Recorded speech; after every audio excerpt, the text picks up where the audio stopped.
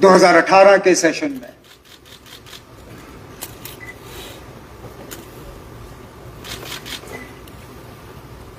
इन 6-6.5 साल के अरसे में इतना कुछ बदला कि कभी कभी यकीन नहीं आता। हमने इतना कुछ खोया है। कभी कभी जब मैं सोचता हूं कि हम कहां पे थे, आज कहां पे हैं, तो यकीन नहीं होता। जब मैं पिछली बार इस हाउस में खड़ा था, हम एक रियासत थे, हमारा अपना झंडा था,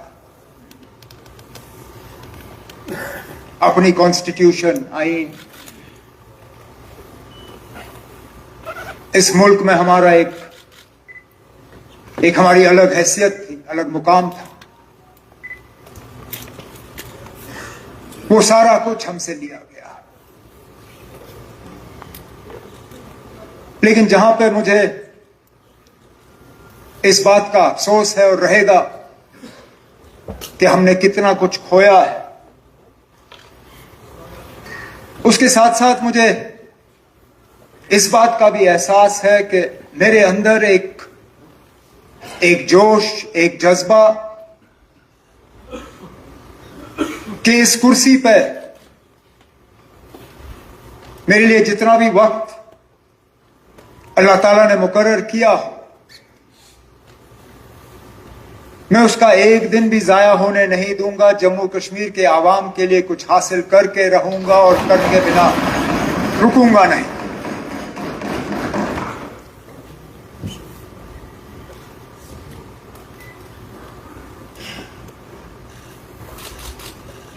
ये पहला सेशन इस असेंबली का वक्त के लिहाज से काफी छोटा, लेकिन एजेंडा और अचीवमेंट्स के लिहाज से ऐतिहासिक, हिस्टोरिक।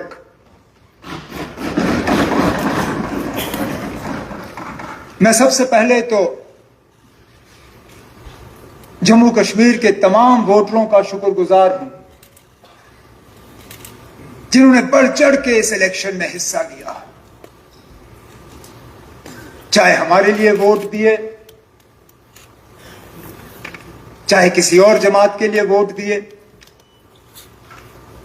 लेकिन आए, पोलिंग बूथ के बाहर खड़े हुए, लाइनों में खड़े रहे, अपने कीमती वोटों का इस्तेमाल किया, इस उम्मीद के साथ कि इस हाउस से उनके जज्बातों की तर्जुमानी होगी, उनको इस हाउस से अपनी आवाज सुनाई देगी, हम मेंबरों से उनके मसले और मसाइल का हल होते हुए वो देखना चाहेंगे।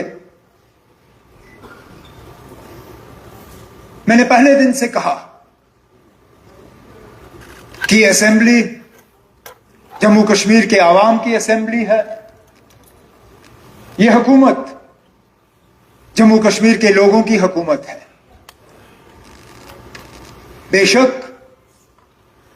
हम नेशनल कॉन्फ्रेंस वाले हैं, हमें सपोर्ट कांग्रेस का है, कुछ इंडिपेंडेंट एमएलएज हमारे साथ इसमें जुड़े हुए हैं, लेकिन यह हुकूमत सिर्फ हमारी नहीं है। यह हुकूमत सिर्फ उन लोगों की नहीं है जो इस असेंबली में मौजूद हैं। यह हुकूमत उन लोगों की भी है जिन्होंने असेंबली इंतखाबात में हिस्सा नहीं लिया या अपने वोट का इस्तेमाल नहीं किया। हमने हर किसी जम्मू कश्मीर के बाशिंदे की नुमाइंदगी करनी है, खिदमत करनी है। हम खिदमतगार हैं, मालिक वो हैं। उन्होंने अपना फैसला सुनाया और उनका फैसला हमारे सिर आंखों पे।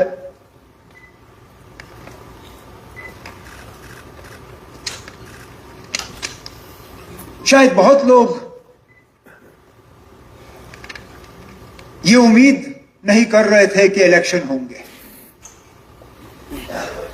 इलेक्शन ऐलान होने से कुछ दिन पहले भी कई सारे लोग मुझे मिले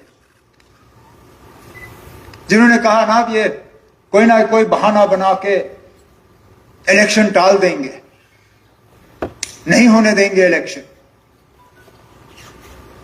यहां तक कि मैं मान के चलता हूं कि कुछ लोग ऐसे थे जो यहां जम्मू कश्मीर में इलेक्शन होते हुए देखना भी नहीं चाहते थे,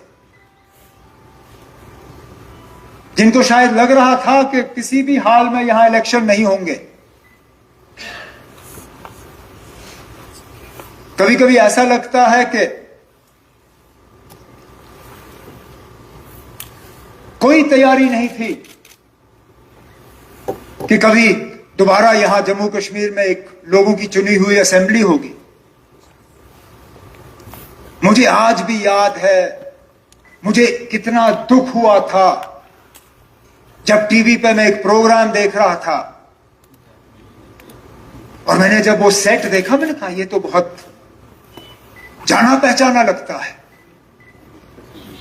और फिर मैं देखता हूं कि ये जम्मू की हमारी असेंबली कॉम्प्लेक्स थी, जम्मू का हमारा लेजिस्लेटिव असेंबली का हॉल, जिसको एक फिल्म के सेट के तौर पे इस्तेमाल किया जा रहा था। स्पीकर साहब, कितने अफसोस की बात,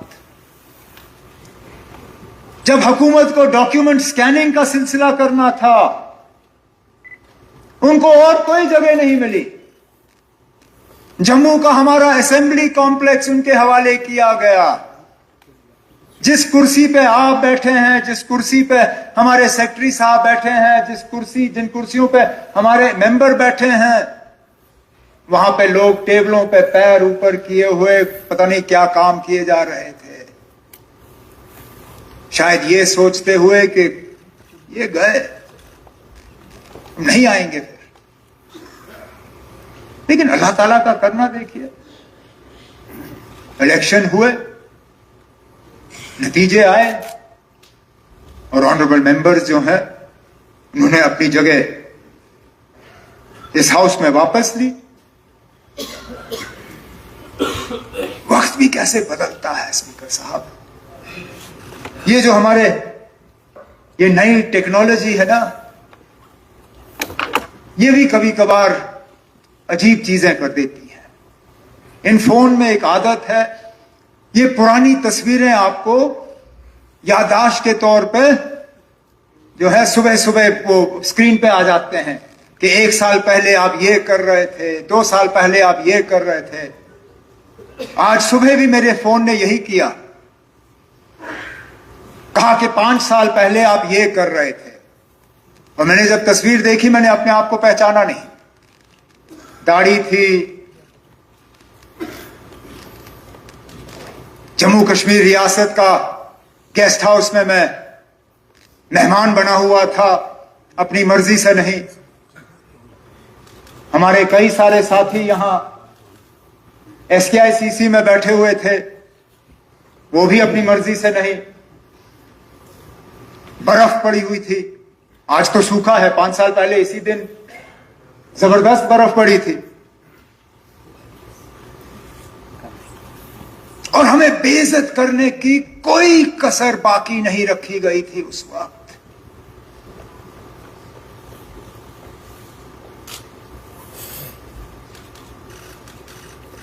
मेरी बहन मुझसे मिलना आना चाहती थी उस गेस्ट हाउस में, एक अफसर से इजाजत लेनी थी सेक्रेटेरिएट में।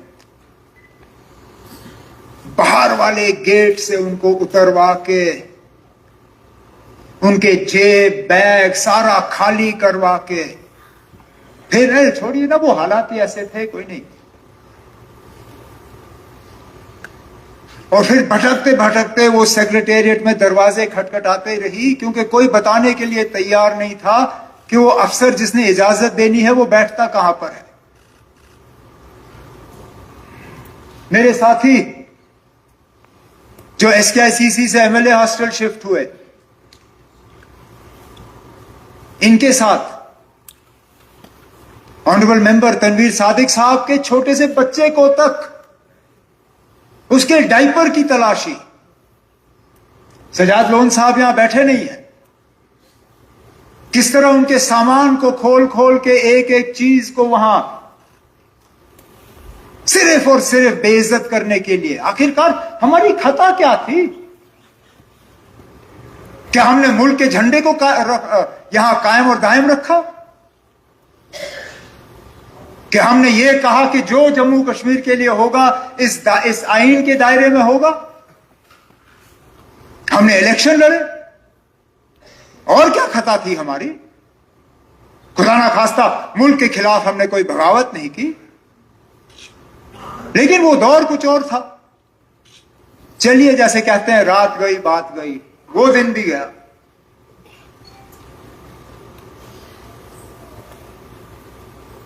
आज एक नई शुरुआत है।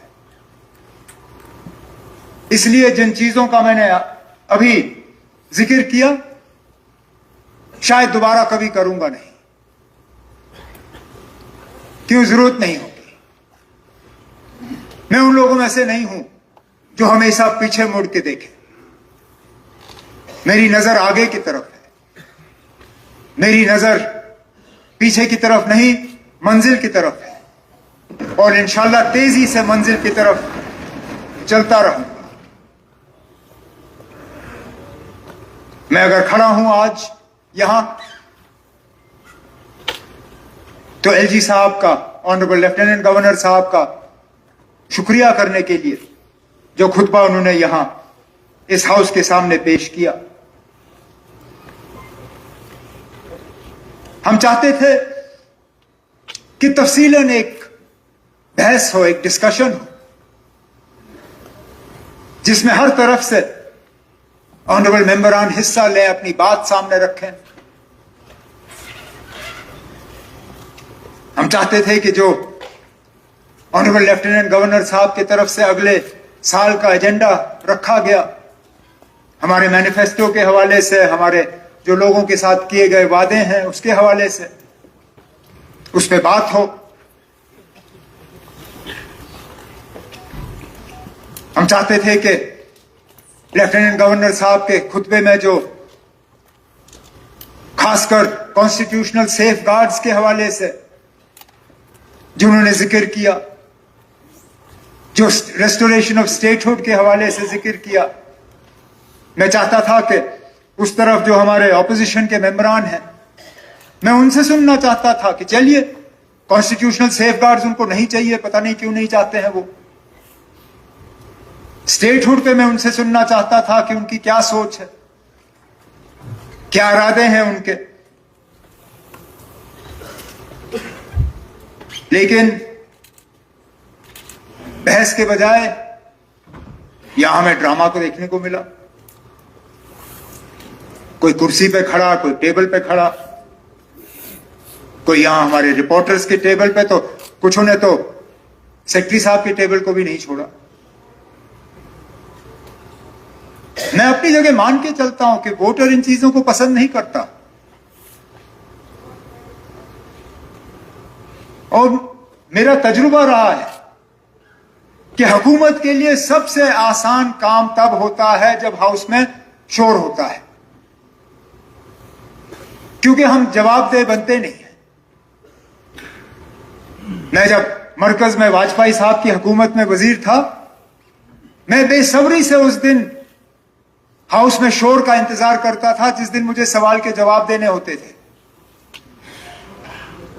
हुकूमत के लिए शोर शराबा सबसे अच्छी चीज है, क्योंकि हमें फिर किसी चीज का जवाब नहीं देना होता। जिन लोगों ने शोर शराबा करके यहां से चले गए, वो तो अपनी जिम्मेदारी निभाने में फेल हुए। उनका काम था हमें जवाबदेह बनाना, हमसे कुछ अश्योरेंसेस हासिल करना, लेकिन चलिए, नहीं किया।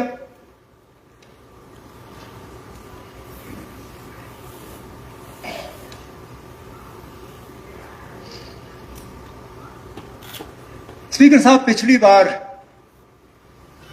जब हम इस हाउस में मिले थे, आखिरी बिजनेस जो रेजोल्यूशन के तौर पे हाउस ने उस वक्त पास किया,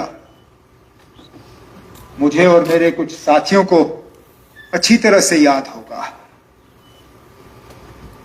वो रेजोल्यूशन था जिससे हमारी फाइनेंशियल ऑटोनॉमी पूरी तरह से तहस नहस कराई गई। हमें जो अपने टैक्स लगाने के इख्तियारात थे वो हमसे छीने गए।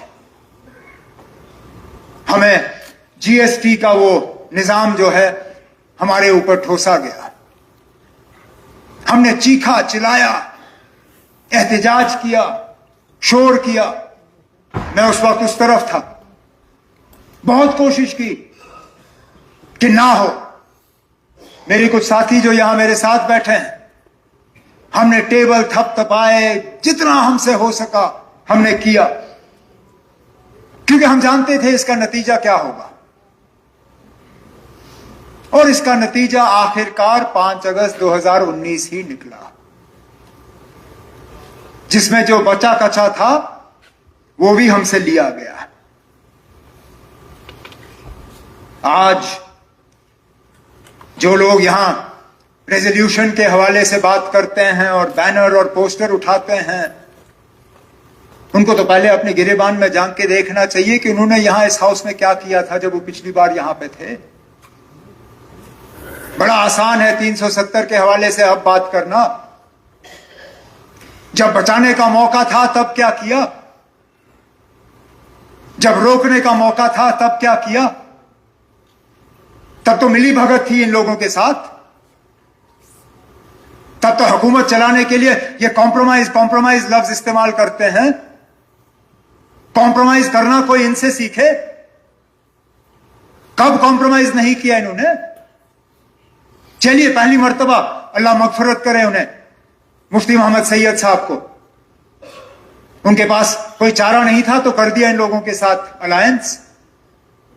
लेकिन जब 1 साल बाद जब मुफ्ती साहब वफात पा गए और उस वक्त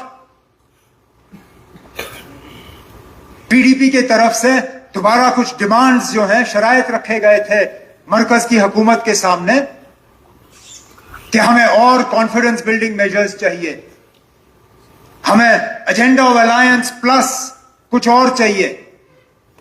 क्या मिला? 3 महीने इंतजार कराया हुकूमत बनाने से पहले, लेकिन जब हुकूमत बनी उसी तनख्वाह पे काम किया।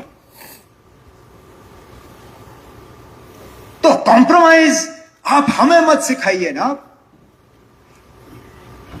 कॉम्प्रोमाइज का नतीजा ही है कि हम यहां पहुंचे। अब ये हमें कहेंगे कि ना आप लोग भी बीजेपी के साथ थे, लेकिन वहां पे, यहां नहीं। इनका मॉडल अलग था। ये वहां बीजेपी के साथ मिलने के लिए तैयार नहीं थे, पता नहीं क्यों, लेकिन यहां लाने में उनको कोई एतराज नहीं था। हमने उल्टा किया। हमने जम्मू कश्मीर के लिए कुछ हासिल करने के लिए एनडीए के साथ वहां हाथ मिलाया, लेकिन बीजेपी को यहां पनपने नहीं दिया हमने। आपको याद होगा राठौर साहब, जब जम्मू में बाय इलेक्शन हुआ लोकसभा का, मैं मिनिस्टर था वाजपेयी साहब की हुकूमत में, उसके बावजूद हमने जम्मू में बीजेपी के खिलाफ अपना उम्मीदवार मैदान में उतारा और जम्मू की सीट से बीजेपी को हरवा के नेशनल कॉन्फ्रेंस का उम्मीदवार कामयाब कराया वहां पे। शायद उसी बात का नतीजा है और उसी बात की सजा हमारे बेचारे रजौरी पुंछ के उम्मीदवारों को दी गई कि जम्मू से काट के उनको अनंतनाग के साथ लाया गया, क्योंकि बीजेपी ने कभी उस हार को तस्लीम नहीं किया। अब हमारे रेजोल्यूशन के हवाले से बात आती है।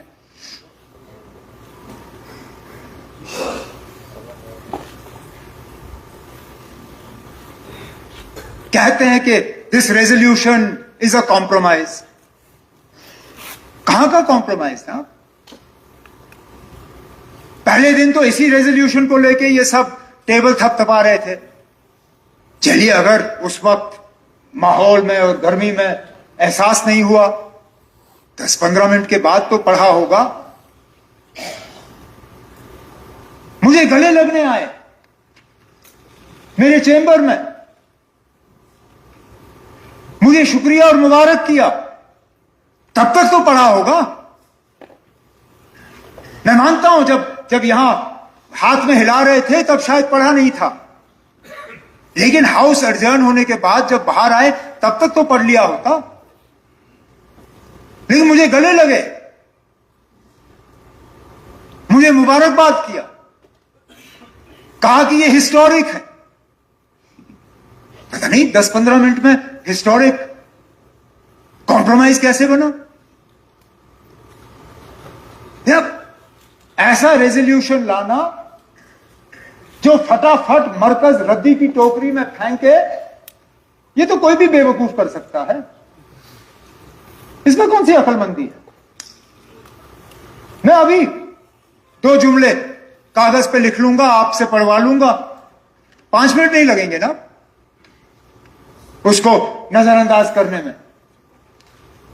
लेकिन एक ऐसा रेजोल्यूशन इस हाउस से पास कराना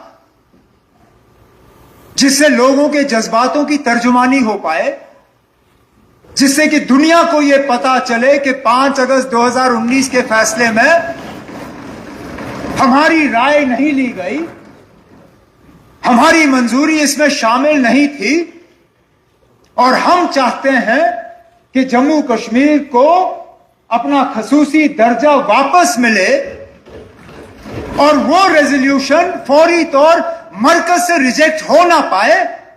मैं तो कहता हूं इससे ज्यादा अकलमंदी का सबूत आपको क्या चाहिए। अगर हमने ऐसा रेजोल्यूशन लाया होता जो फटाफट रिजेक्ट होता, जिन लोगों के इशारों पे अब ये शोर कर रहे हैं वो कहते देखो इस हाउस का कोई मतलब ही नहीं है, इस हाउस की तौहीन हुई और ये लोग खामोश रहे। Jammu Kashmir assembly is powerless.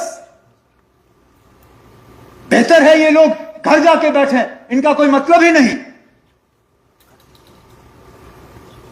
लेकिन कुछ तो इस रेजोल्यूशन में है कि आज भी तकरीरों में honourable home minister of India, honourable prime minister of India, बाकी senior minister government of India के इस रेजोल्यूशन के हवाले से बात करके हमें निशाना बना रहे हैं। अगर ये कॉम्प्रोमाइज होता, अगर ये कमजोर होता, अगर ये उसमें कुछ होता नहीं, तो इस रेजोल्यूशन का कहीं जिक्र ही नहीं होता, खामोश रहते, इसके हवाले से कुछ कहने की जरूरत नहीं पड़ती।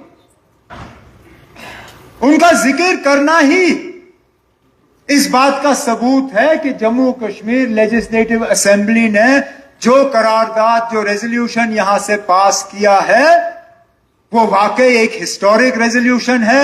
इससे दरवाजे खुल जाते हैं, दरवाजे बंद नहीं होते। हमें फ्यूचर की तरफ देखना है, ये देखते हुए कि माजी में हमारे पास क्या था। हम कोई ऐसे अल्फाज इस्तेमाल नहीं करना चाहते थे जिससे कि हम कहीं किसी दायरे में बंद हों या हमारे ऑप्शंस रिस्ट्रिक्ट हों। इसलिए हमने जानबूझ के जम्मू कश्मीर के स्पेशल स्टेटस के हवाले से बात की। मैं जानता हूं इस मौजूदा हुकूमत से, मरकज की हुकूमत से हमें कुछ खास मिलने की उम्मीद नहीं है, लेकिन ये हमेशा के लिए नहीं होंगे। कभी ना कभी तो निजाम बदलेगा, कभी ना कभी तो हालात बदल जाएंगे। तो हम क्यों पहले ही अपने आप को किसी दायरे में बंद करें और कहें कि हम इतना ही आपसे मांगेंगे, इससे ज्यादा नहीं। इसलिए सोच समझ के हमने अल्फाज वो इस्तेमाल किए। कल को मुमकिन है मेरी हुकूमत नहीं होगी, कोई और यहां बैठा होगा और मरकज की हुकूमत बदल गई होगी। उनके लिए एक रोड मैप आगे चौक करना, एक डायलॉग प्रोसेस को आगे बढ़ाना ज्यादा आसान होगा बनिस्बत के अगर हमने अपने आप को एक दायरे में बांधा होता।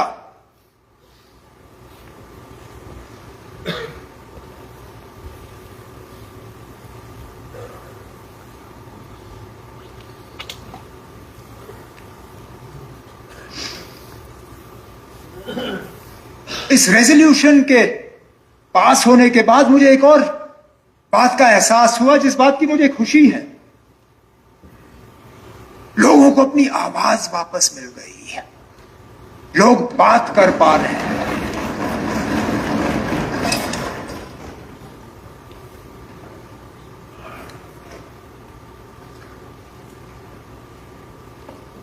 हमें एक घुटन सा महसूस हो रहा था, लग रहा था कि हम बात नहीं कर सकते, अपने जो अंदर के ख्यालात हैं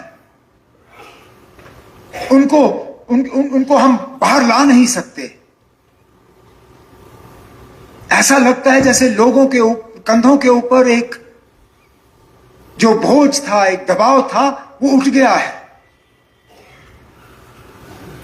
मुझे इस बात की भी तसल्ली है कि कई सारे वो लोग जो 5 साल पूरी तरह से खामोश हो गए थे, जिनके कलम चलना बंद हो गए थे,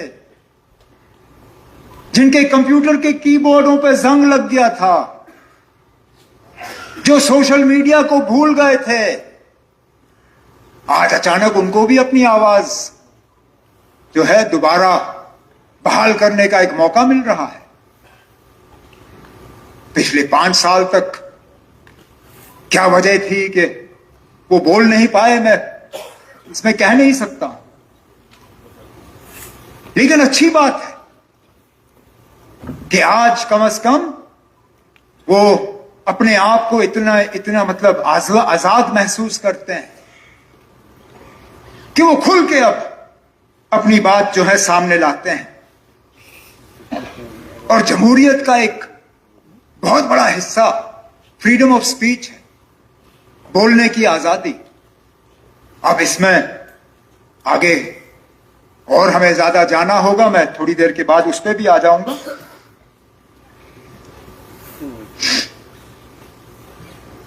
लेकिन मैं अपने दोस्तों को, साथियों को एक छोटा सा मशवरा जरूर दूंगा, छोटी मुंह बड़ी बात। यूनिवर्सिटी ऑफ व्हाट्सएप और फेसबुक के बुनियाद पे अपनी पार्टी की पॉलिसीज को मत कायम करिए ना। अब ये चंद ही लोग हैं जो व्हाट्सएप और ट्विटर पे तबसरा करते हैं, और आप लोग जो है फिर उसी चीज को एजेंडा बना लेते हो। ये खैर का नहीं है आपके। ये वो लोग हैं जिन्होंने 5 साल आपको याद नहीं किया, अब अचानक उनको याद आया है।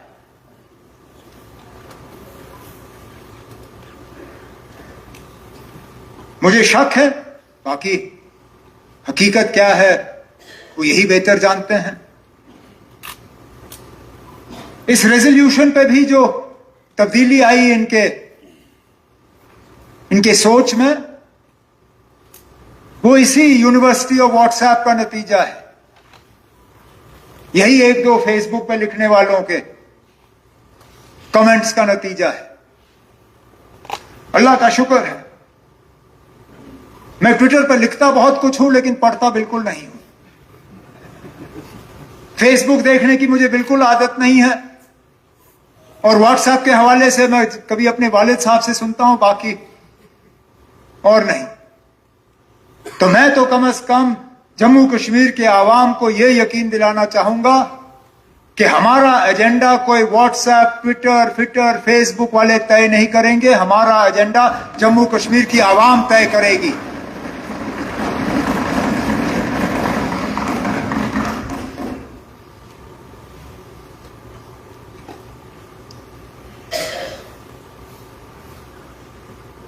लेकिन सिर्फ ये रेजोल्यूशन नहीं है जो हमने किया।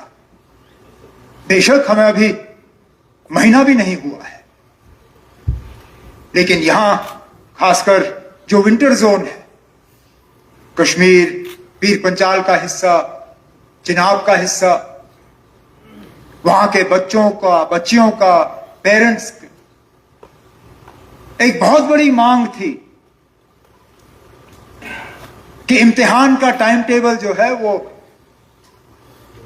चेंज किया जाए। मार्च के सेशन के बजाय नवंबर में इनके इम्तिहान होने चाहिए। ये भी अगर आप देखें तो 5 अगस्त 2019 के बाद जिस तरह हमें डिसएम्पावर किया गया, ये भी हमारी डिसएम्पावरमेंट का ही एक नतीजा है कि इम्तिहान का शेड्यूल भी मां बाप और बच्चे बच्चियों की मर्जी के बिना तय किया गया। मैं शुक्रगुजार हूं मिनिस्टर साहिबा का कि जिम्मेदारी संभालने के फौरन बाद उन्होंने इसमें रिव्यू की मीटिंगें ली, काबिना के सामने प्रपोजल लाया और हमने दोबारा इन इलाकों में नवंबर का सेशन जो है उसके लिए ऑर्डर जारी किए। इसी तरह रिक्रूटमेंट का सिलसिला शुरू हुआ है, उसमें भी तेजी आएगी। यहां कुछ ऑनरेबल मेंबरों की तरफ से कुछ मशवरे दिए गए जिनको आगे जाके हम देख लेंगे। लेफ्टिनेंट गवर्नर साहब के खुतबे में जो बिजली को लेके हमारे वादे हैं लोगों के साथ, उसका जिक्र हुआ है। उसको भी जल्दी अमली जामा पहना के लोगों के सामने जो है एक ऐलान के तौर पे हम रखेंगे। मेरे नौजवान मिनिस्टर ने अभी अभी हाउस को अश्योर किया है आपके जरिए कि जो गैस सिलेंडर देने का और राशन स्केल को बढ़ाने का जो वादा है लोगों के साथ, उसको भी बहुत जल्दी एक ऐलान के तौर पे लोगों के सामने रखा जाएगा।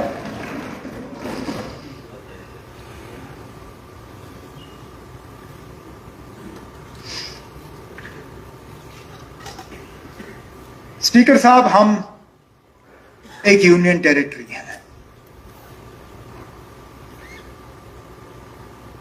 बहुत सी जिम्मेदारियां इलेक्टेड हुकूमत के हवाले की गई हैं, लेकिन एक अहम जिम्मेदारी यहां के हालात को साजगार रखने का, लॉ एंड ऑर्डर मेंटेन करने का, मिलिटेंसी, टेरर, वायलेंस के खिलाफ पॉलिसी, स्कीम और एक डायरेक्शन देने का, वो इख्तियारात इलेक्टेड गवर्नमेंट के पास नहीं है।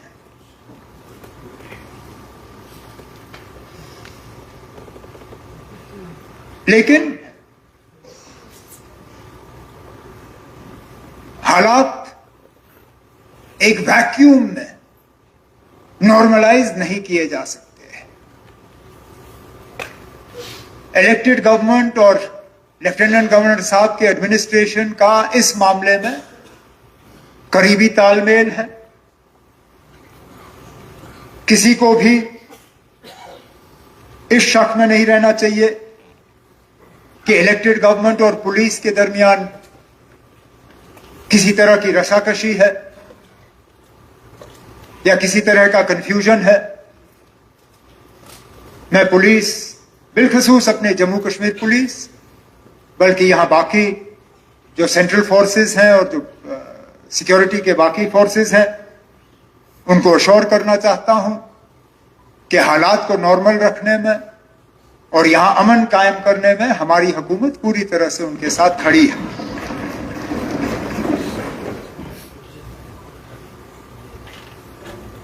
अमन ना हो तो बाकी काम भी रुक जाते हैं।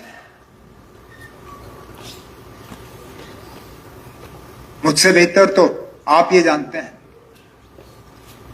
मुश्किल दौर में आप 96 के बाद यहां मिनिस्टर रहे। आप जानते हो कि जब हालात खराब हो जाते हैं बाकी काम करना लगभग नामुमकिन हो जाता है। तो हमारी भी एक जिम्मेदारी बनती है कि हम जम्मू कश्मीर में हालात ठीक रखें, ताकि जो हमने डेवलपमेंट को लेके, रिप्रेजेंटेटिव गवर्नमेंट को लेके यहां एक तरक्की का नया दौर शुरू करने का जो हमने लोगों के साथ वादा किया है उसको हम पूरा कर सकें। लेकिन और ये मेरे एक साथी ने, आज मैं सुबह उनकी जब तकरीर सुन रहा था तो ये बात उन्होंने भी किया एक अलग अंदाज में। हालात साजगार रखने के दो तरीके हैं। या तो आप लोगों को डरा धमका के, पकड़ धकड़, गिरफ्तारियां, तंग करके, सता के कुछ हद तक आप हालात थोड़े ठीक रख सकते हो, लेकिन वो सिर्फ एक अनसेटल्ड काम, एक अननेचुरल काम जो आज है शायद कल ना हो। दूसरी तरफ से आप हालात ठीक रख सकते हो लोगों के ताउन के साथ, लोगों की कोऑपरेशन के साथ। इसमें लोग जो है वो जैसे अंग्रेजी में कहते हैं पार्टनर्स इन पीस, अमन को कायम रखने में हमारे साथी बन जाते हैं। मैं जम्मू कश्मीर में वो दौर देखना चाहता हूं और इस हवाले से कई सारे यहां ऑनरेबल मेंबरों ने अपनी तकरीरों में जिक्र किया। बदकिस्मती से आज वो इख्तियारात हमारे पास है नहीं, लेकिन मैंने तब भी जम्मू कश्मीर पुलिस के अफसरों के साथ इन मामलों पे बात की है। जिस तरह हाईवे के हवाले से आप लोगों ने बात की, आम लोगों को हाईवे पे चलना कितना मुश्किल लगता है जब फौज की गाड़ियां या सिक्योरिटी फोर्सेस की गाड़ियां चलती हैं। मैंने उनसे कहा है कि कोई हमें ऐसा तौर तरीका देखना होगा जिससे कि उनकी भी हिफाजत बनी रहे, हमारे सिक्योरिटी फोर्सेस की, लेकिन लोगों की भी परेशानी कम हो। सीआईडी वेरिफिकेशन के हवाले से बदकिस्मती से इस सीआईडी वेरिफिकेशन को कुछ वक्त के लिए, मैं अंग्रेजी लफ्ज इस्तेमाल करूंगा, इट वाज वेपनाइज्ड, उसको एक हथियार के तौर पे इस्तेमाल किया। Passport verification, government job verification, ये बाकी चीजें जानबूझ के उसको इस्तेमाल किया गया लोगों को तंग करने के लिए, बजाय के लोगों के दिल जीतने के लिए। इसमें भी कोशिश की जा रही है कि कुछ हद तक एक नरम रवैया जो है वो अपनाया जाए, ताकि लोगों को इसमें भी थोड़ी सी राहत महसूस हो।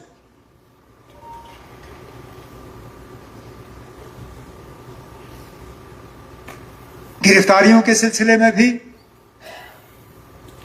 मैंने तो बार बार कहा है और मैं मान के चलता हूं कि जिन लोगों के खिलाफ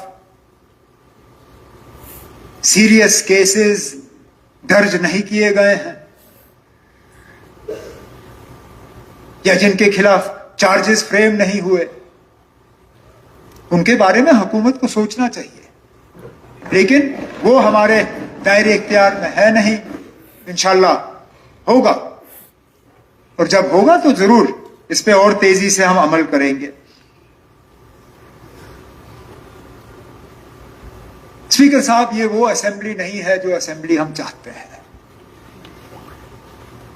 मैं पावर्स के हवाले से बात कर रहा हूं।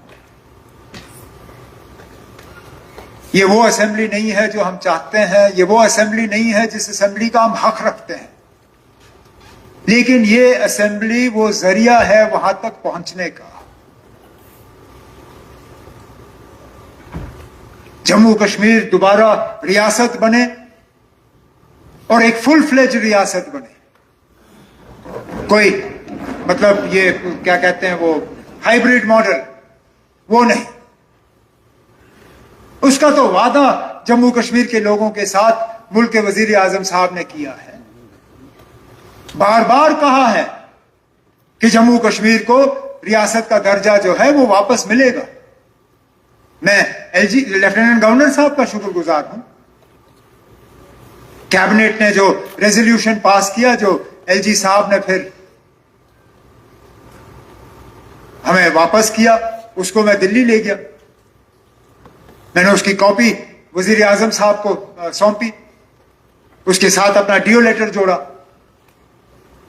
फिर आप जो जम्मू कश्मीर के लोगों के साथ जो वादा किया गया है फुल स्टेटहुड का, उसको फौरी तौर अब पूरा किया जाना चाहिए। और मेरी मीटिंगें जो हैं बड़ी कामयाब रही, चाहे वो होम मिनिस्टर साहब के साथ हो या प्राइम मिनिस्टर साहब के साथ। मैं उम्मीद करता हूं कि बहुत जल्द जम्मू कश्मीर को दोबारा रियासत बनाने का जो प्रोसेस शुरू होना है वो हो जाएगा।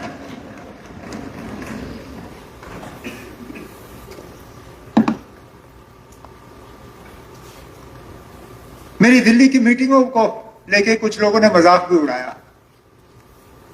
कोई नहीं ना, अब ठीक है। मुझे नतीजों से गर्ज है। मैं दिल्ली में पावर मिनिस्टर से मिला, उन्होंने फौरी तौर जम्मू कश्मीर के लिए 300 मेगावाट एडिशनल पावर सर्दियों के लिए सैंक्शन किया, ताकि यहां पावर के कट्स जो हैं वो कम हो जाएं।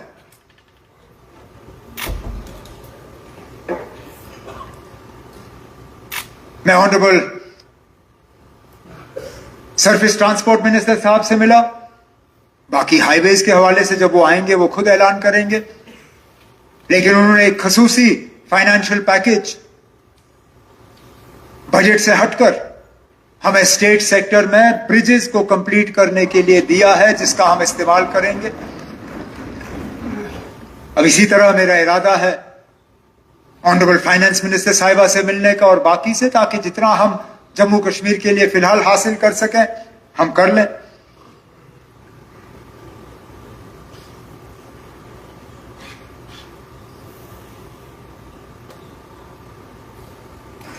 हमें इज्जत से रहने का हक है स्पीकर साहब। ये रियासत की मांग हम क्यों कर रहे हैं? क्योंकि आखिरकार हमारी शनाख्त, पहचान, हमारा वजूद, हमारा विकार, कहीं ना कहीं हमें लगा कि इन चीजों को जख्म पहुंचा, और इन पे मरहम लगाने के लिए रियासत का दर्जा हासिल करना एक शुरुआत है।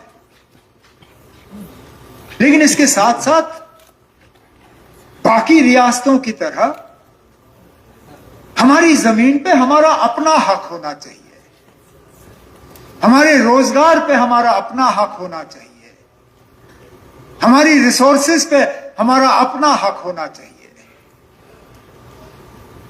हमें बाहर के इन्वेस्टर्स से कोई गिला नहीं है, शौक से आइए, करिए इन्वेस्ट। लेकिन जो चीजें यहां के लोगों की मेहनत के नतीजा है, उनकी टैक्स का नतीजा है, जो हमने एसेट्स बनाए हैं, उनको हम बेचने के लिए तैयार नहीं है स्पीकर साहब। वो हम दूसरों के हवाले नहीं करेंगे। यहां कुछ लोगों को गलतफहमी है कि हम गुलमर्ग या पहलगाम बेचने वाले हैं। वो इस गलतफहमी से बाहर आए।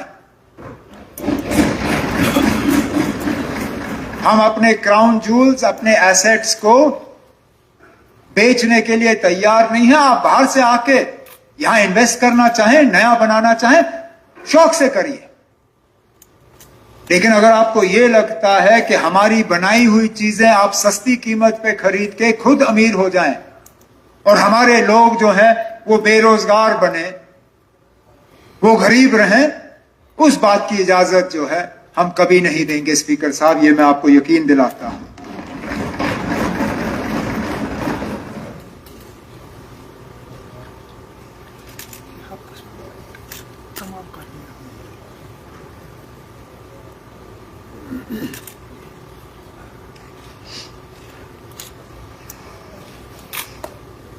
हमारे इरादे सही हैं, हम वादाबंद हैं, कि जो हमने इलेक्शन के दौरान अपने आवाम से, जम्मू कश्मीर के लोगों से, अपने वोटरों से वादे किए, हम उन वादों पे कायम रहेंगे और इंशाअल्लाह उनको पूरा करेंगे। लेफ्टिनेंट गवर्नर साहब का खुतबा एक छोटा सा एक रोड मैप था, एक नक्शा था। इससे कहीं गुना ज्यादा हम जम्मू कश्मीर के लिए करके रहेंगे। हमें लोगों का एतमाद हासिल हुआ है। इस एतमाद को स्पीकर साहब हम कभी भी जाया होने नहीं देंगे। आखिर में इस शेर के साथ मैं आपसे इजाजत लूंगा। जिसको तूफान से उलझने की हो आदत मोहसिन, जिसको तूफान से उलझने की आदत हो मोहसिन, ऐसी कश्ती को समुंदर भी दुआ देता है। इन अल्फाजों के साथ जनाब स्पीकर साहब, मैं ऑनरेबल लेफ्टिनेंट गवर्नर साहब का उनके खुतबे के लिए शुक्रिया करता हूं और आपसे गुजारिश करता हूं कि आप हाउस से उसको जो है पास करने की जो है वोट मांगे। शुक्रिया। Thank you very much. मुझे हाउस 10 मिनट 12 मिनट और बढ़ाने की इजाजत है, क्योंकि अभी थोड़ी छोटी सी बिजनेस